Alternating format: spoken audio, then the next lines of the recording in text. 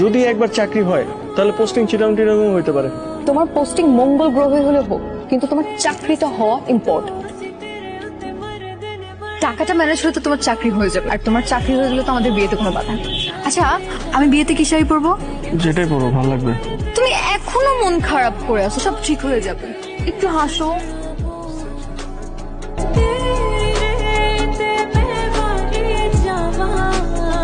রাগ কি শুধু তোমার একাই লাগে?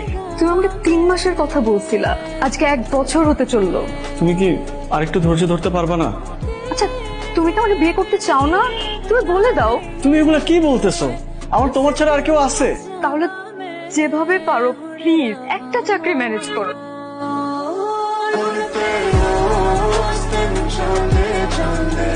तेरे हुस्न पे मर गए अस्सी रोज की